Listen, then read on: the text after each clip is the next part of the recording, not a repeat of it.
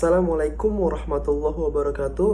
Perkenalkan, nama saya Muhammad Ali Ridho dari kelas 2E Program Studi Manajemen Fakultas Ekonomi dan Bisnis Universitas Islam Syekh Yusuf Kota Tangerang. Pada kesempatan kali ini saya ingin menjelaskan materi tentang ketahanan nasional dan bela negara. Sebelumnya saya ingin menjelaskan terlebih dahulu apa sih itu definisi tentang ketahanan nasional. Untuk lebih lengkapnya kita simak video berikut ini. Pengertian ketahanan nasional Indonesia adalah kondisi dinamis bangsa Indonesia yang meliputi segenap aspek kehidupan nasional yang terintegrasi, yaitu kesatuan menyeluruh dalam kehidupan nasional suatu bangsa baik unsur sosial maupun alamiah, baik bersifat potensial maupun fungsional. Ketahanan nasional berisi keuletan dan ketangguhan yang mengandung kemampuan untuk mengembangkan kekuatan nasional dalam menghadapi dan mengatasi segala tantangan, ancaman, hambatan, dan gangguan baik yang datang dari luar maupun yang datang dari dalam, dan negara untuk menjamin identitas, integritas, kelangsungan hidup bangsa dan negara, serta perjuangan mencapainya tujuan nasional. Pengertian konsepsi ketahanan nasional sebagai berikut. Ketahanan nasional Indonesia, konsepsi pengembangan kekuatan nasional melalui pengaturan dan penyelenggaraan, kesejahteraan dan keamanan yang seimbang, serasi dan selaras dalam seluruh aspek kehidupan secara utuh dan menyeluruh, dan terpadu berlandaskan Pancasila, Undang-Undang Dasar 1945, dan wawasan Nusantara. Dengan kata lain, konsepsi ketahanan nasional Indonesia merupakan pedoman sarana untuk meningkatkan metode keuletan dan ketangguhan bangsa yang mengandung kemampuan mengembangkan kekuatan nasional dengan pendekatan kesejahteraan dan keamanan. Konsepsi ketahanan nasional Indonesia menggunakan pendekatan kesejahteraan dan keamanan. Antara kesejahteraan dan keamanan ini dapat dibedakan tetapi tidak dapat dipisahkan. Penyelenggaraan kesejahteraan memerlukan tingkat keamanan tertentu, dan sebaliknya, penyelenggaraan keamanan memerlukan tingkat kesejahteraan tertentu. Tanpa kesejahteraan dan keamanan, sistem kehidupan nasional tidak akan dapat berlangsung karena pada dasarnya keduanya merupakan nilai intrinsik yang ada dalam kehidupan nasional. Dalam kehidupan nasional, tingkat kesejahteraan dan keamanan nasional merupakan tolak ukur ketahanan nasional. Peran masing-masing gatra dalam astagrata seimbang dan saling mengisi. Maksudnya antar gatra mempunyai hubungan yang saling terkait dan saling bergantung secara utuh menyeluruh membentuk tata laku masyarakat dalam kehidupan nasional. Kesejahteraan dapat digambarkan sebagai kemampuan bangsa dalam menumbuhkan dan mengembangkan nilai-nilai nasionalnya demi sebesar-besarnya kemakmuran rakyat secara adil dan merata.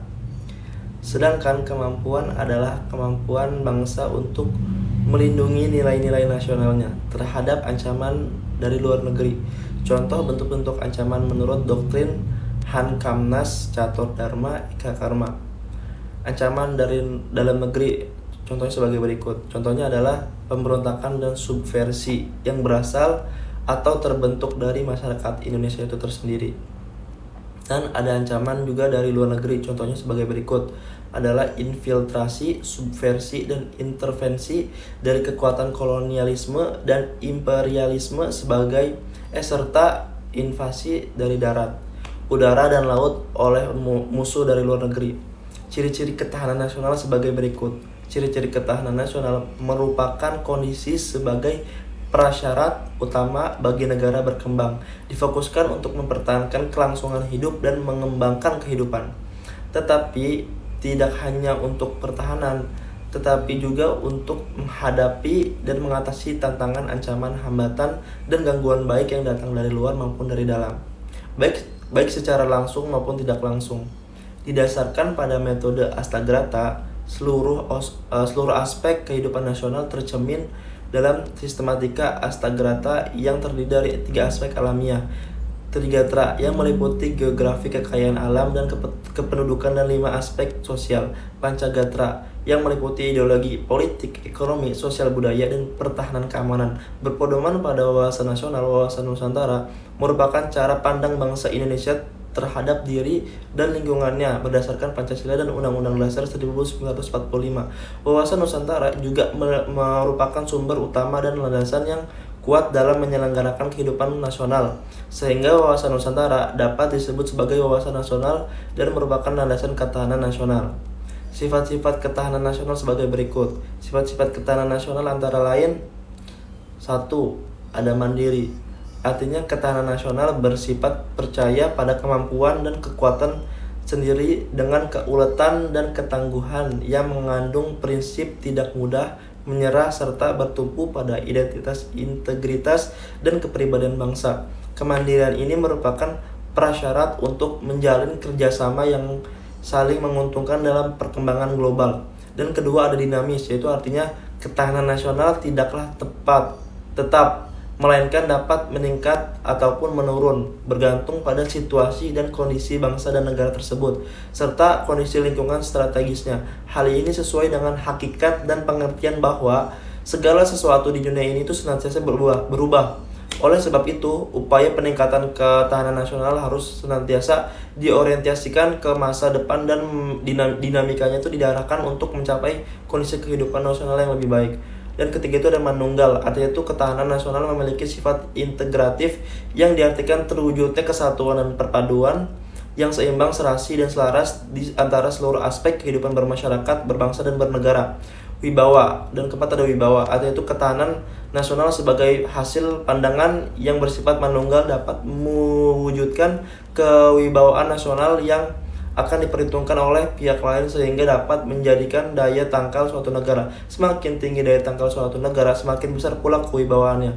Konsultasi dan kerjasama itu artinya ketahanan nasional Indonesia tidak mengutamakan sikap konfrontatif dan antagonis, tidak mengandalkan kekuasaan dan kekuatan fisik semata, tetapi lebih pada sifat konsultatif dan kerjasama saling menghargai dengan mengandalkan pada kekuatan moral dan kepribadian bangsa. Asas ketahanan nasional. Asas ketahanan nasional adalah tata laku yang didasari nilai-nilai yang tersusun berlandaskan Pancasila, Undang-Undang Dasar 1945, dan wawasan Nusantara. Asas tersebut adalah sebagai berikut. 1. Asas kesejahteraan dan keamanan. Kedua, ada asas mawas ke dalam dan mawas keluar. Ketiga, ada asas kekeluargaan. Dan keempat, ada asas komprehensif, integral, atau menyeluruh terpadu. Pengaruh aspek ketahanan nasional terhadap kehidupan berbangsa dan bernegara. Ketahanan nasional merupakan gambaran dari kondisi sistem tata kehidupan nasional dalam berbagai aspek pada saat tertentu. Tiap-tiap aspek relatif berubah menurut waktu, ruang, lingkup, terutama pada aspek-aspek dinamis sehingga interaksinya menciptakan kondisi umum yang sulit dipantau karena sangat kompleks. Konsepsi ketahanan nasional akan menyangkut hubungan antar aspek yang mendukung kehidupan, yaitu aspek yang berkaitan dengan alam bersifat statis yang meliputi aspek geografi, aspek kependudukan, dan aspek sumber kekayaan alam. Aspek yang berkaitan dengan sosial bersifat dinamis yang meliputi aspek ideologi, aspek politik, aspek sosial budaya, dan aspek pertahanan dan keamanan. Setelah pembahasan tentang apa sih itu definisi tentang ketahanan nasional, berikutnya saya ingin menjelaskan tentang apa sih itu definisi tentang bela negara. Untuk lebih lengkapnya, kita simak video berikut ini. Bela negara adalah sebuah konsep yang disusun oleh perangkat perundangan dan petinggi suatu negara tentang patriotisme seseorang, suatu kelompok, atau seluruh komponen dari suatu negara dalam kepentingan mempertahankan eksistensi negara tersebut. Setiap warga negara memiliki kewajiban yang sama dalam masalah pembelaan negara. Hal tersebut merupakan wujud kecintaan seseorang warga negara pada tanah air yang sudah memberikan kehidupan padanya. Hal ini terjadi sejak seseorang lahir, tumbuh dewasa, serta dalam upaya mencari penghidupan.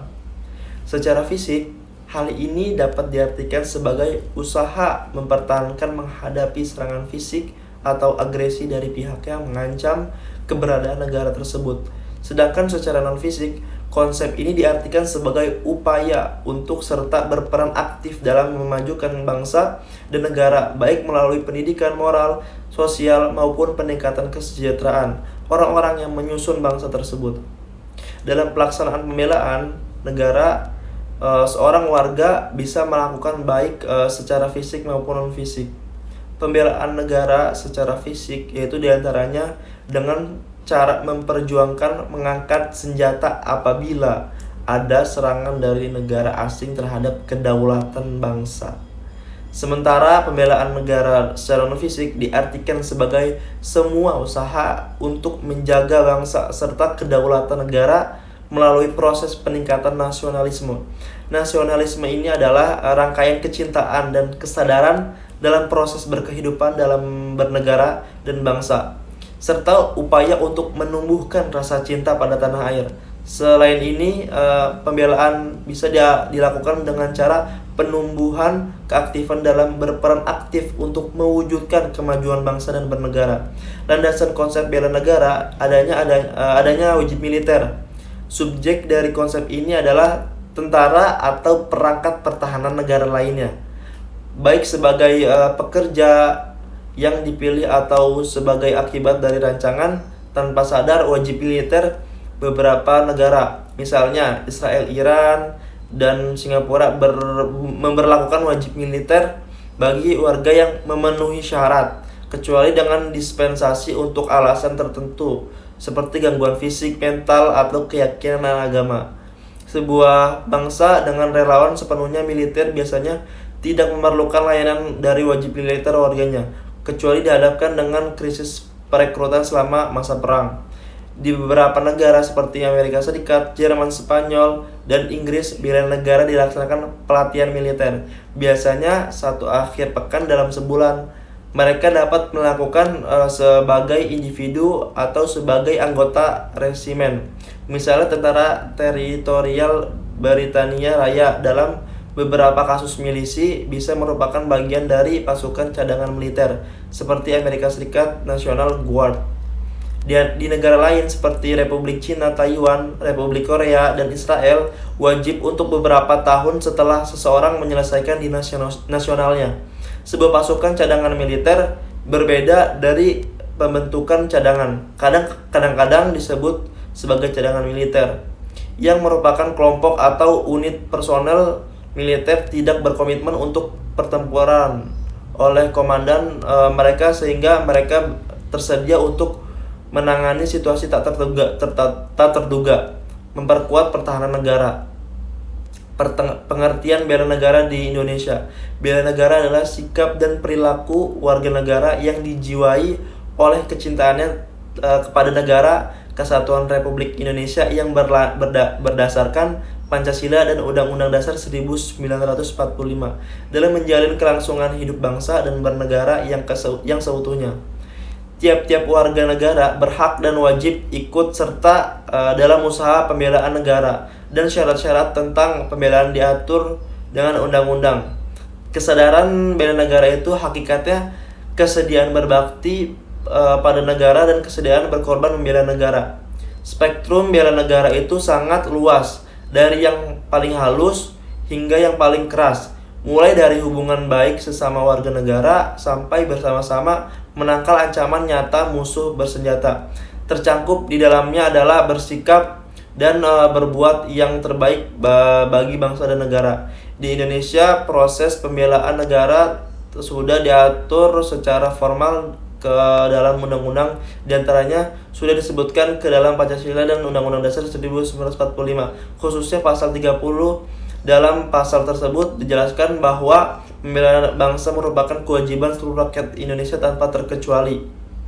Dengan melaksanakan kewajiban bela bangsa tersebut merupakan bukti dan proses bagi seluruh warga negara untuk menunjukkan kesediaan mereka dalam berbakti pada nusa dan bangsa, serta kesadaran untuk mengorbankan diri guna membela negara. Pemahaman bela negara itu sendiri demikian luas, mulai dari pemahaman yang halus hingga keras.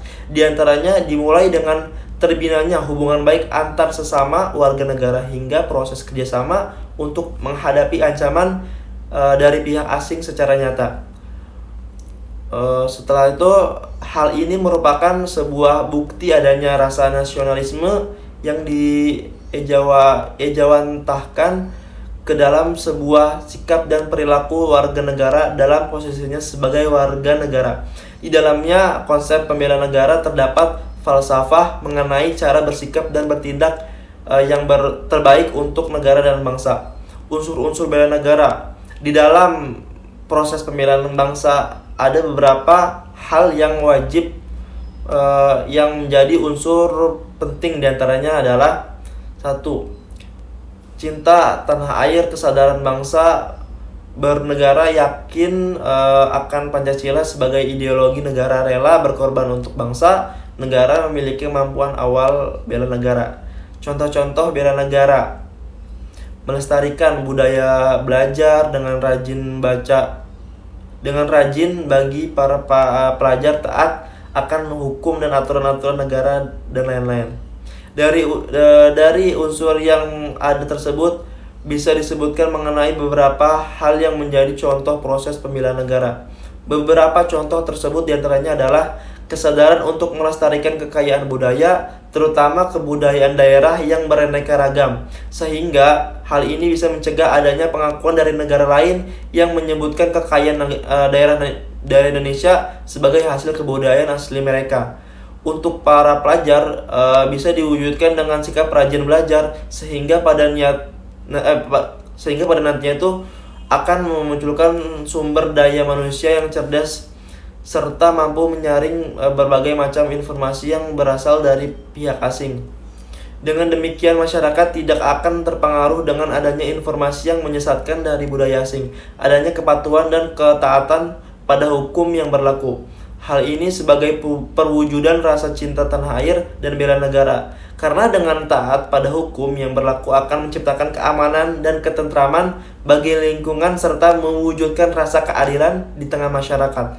Meninggalkan korupsi. Korupsi merupakan penyakit bangsa yang merampas hak warga negara lain untuk mendapatkan kesejahteraannya.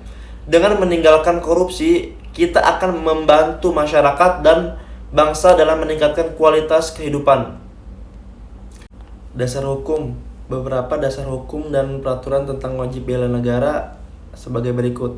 TAP MPR nomor 6 tahun 1973 tentang konsep wawasan Nusantara dan keamanan nasional, dan Undang-Undang nomor 29 tahun 1954 tentang pokok-pokok perlawanan rakyat.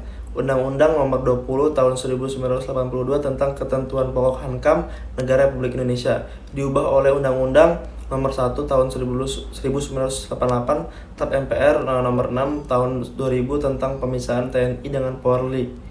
TAP MPR nomor 7 tahun 2000 tentang peranan TNI dan Polri, amandemen Undang-Undang 1945 pasal 30 ayat 1 sampai 5 dan pasal 27 ayat 3 Undang-Undang nomor 3 tahun 2002 tentang pertahanan negara, Undang-Undang nomor 56 tahun 1999 tentang rakyat terlatih. Untuk mewujudkan kesejahteraan dan menyatukan konsep pembelaan negara di tengah masyarakat, salah satunya dilakukan melalui penciptaan lagu Mars Bela Negara. Mars ini digubah oleh salah satu musisi Indonesia yang memiliki nasionalisme, yaitu Dharma Orat Mangun. Selain itu, dalam upaya menjaga kesadaran dan bela negara, dibuatlah sebuah momen untuk memperingatinya. Hari yang sudah ditetapkan sebagai Hari Bela Negara dipilih tanggal 19 Desember. Penetapan ini dimulai tahun 2006 oleh Presiden Susilo Bambang Yudhoyono yang dituangkan melalui Keputusan Presiden Republik Indonesia nomor 28 tahun 2006. Fungsi dan tujuan bela negara. Tujuan bela negara diantaranya sebagai berikut: mempertahankan kelangsungan bangsa dan negara, melestarikan budaya, menjalankan nilai-nilai Pancasila dan Undang-Undang Dasar 1945, berbuat yang terbaik bagi bangsa dan negara, menjaga identitas dan integritas bangsa negara. Sedangkan fungsi bela negara diantaranya sebagai berikut: mempertahankan negara dari berbagai ancaman, menjaga keutuhan wilayah negara merupakan kewajiban setiap warga negara, merupakan panggilan sejarah. Manfaat bela negara sebagai berikut. Berikut ini beberapa manfaat yang didapatkan dari bela negara. Membentuk sikap disiplin, wajib waktu, aktivitas, dan pengaturan kegiatan lainnya, membentuk jiwa kebersamaan dan solidaritas antar sesama rekan seperjuangan, membentuk mental dan fisik yang tangguh, menanamkan rasa kecintaan pada bangsa dan patriotisme sesuai dengan kemampuan diri, melatih jiwa leadership dalam memimpin diri sendiri maupun kelompok, membentuk iman dan takwa pada agama yang dianut oleh individu, berbakti kepada orang tua, bangsa, dan agama, melatih kecepatan ketangkasan, ketepatan individu dalam melaksanakan kegiatan, menghilangkan sikap negatif seperti malas, apatis, boros, egois, dan tidak disiplin.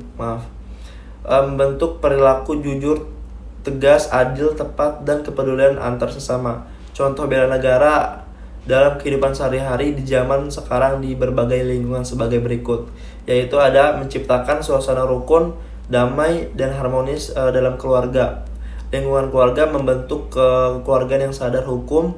Lingkungan keluarga meningkatkan iman dan takwa dan iptek. Lingkungan sekolah itu kesadaran untuk melatih tata tertib sekolah. Lingkungan sekolah menciptakan suasana yang rukun dan aman dalam masyarakat. Lingkungan masyarakat menjaga keamanan kampung secara bersama-sama. Lingkungan masyarakat ada juga untuk mematuhi peraturan hukum yang berlaku. Dan untuk lingkungan ke negara, membayar pajak tepat pada waktunya. Dan itulah penjelasan bela negara dengan fungsi dan tujuan mengapa bela negara dilakukan. Semoga dengan melakukan hal itu manfaatnya bisa dirasakan dan bisa menjadi salah satu bagian dalam menjaga keutuhan negara Kesatuan Republik Indonesia NKRI yang kita cintai ini.